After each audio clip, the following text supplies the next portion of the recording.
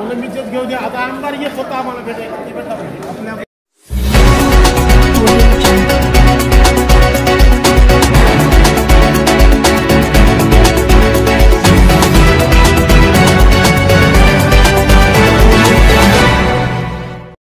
मराठा समाजास आरक्षण मिळावे म्हणून आत्महत्या केलेल्या नायगाव येथील व्यक्तींच्या कुटुंबियांना मुख्यमंत्री सहायता निधीतून प्रति व्यक्ती 10 लाख रुपये आर्थिक सहाय्य निधी देण्यात आला. राष्ट्रवादी काँग्रेस पार्टीचे नांदेड जिल्हाध्यक्ष तथा नांदेड जिल्हा परिषदेचे माजी शिक्षण व अर्थ सभापती शिवराज पाटील घोटाळकरांची प्रमुख उपस्थिती. निळकंठ पाटील जाधव, नायगाव तालुका प्रतिनिधी.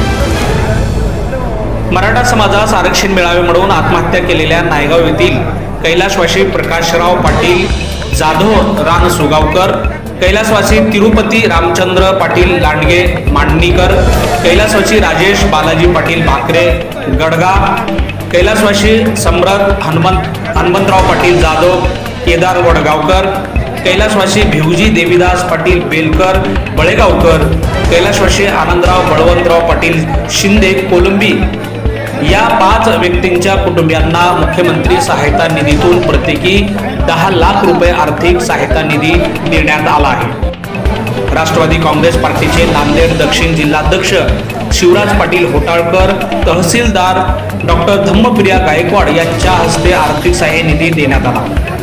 यावेळी नायगाव तालुक्यातील मराठा समाजाच्या आरक्षणासंदर्भात नायगाव तहसील येथील उपोषणास बसलेले मराठा योद्धा हनुमंत पाटील शिंदे, रणजित पाटील देशमुख, श्रीपाद पाटील शिंदे, प्रदीप पाटील पवळे, गजानन पाटील कदम हिपरगेकर, सतीश पाटील कदम, संभाजी पाटील कदम बेंद्रीकर, शंकरराव यमलवाड भुंगराळकर, बालाजी पाटील धनसकर, चंद्रकांत पाटील पवार, यशवंत पाटील गडगेकर, राजेश पाटील जाधव, पोलीस पाटील गजानन पाटील जाधव खेरगावकर, आनंदराव पाटील पवार घोटाळकर, साईनाथ पाटील गोडगावकर, सूरज पाटील खंडगावकर, परमेश्वर पाटील बेंद्रीकर, कैलास पाटील वडगावकर सर्व मराठा समाजातील बंधू भगिनी उपस्थित होते.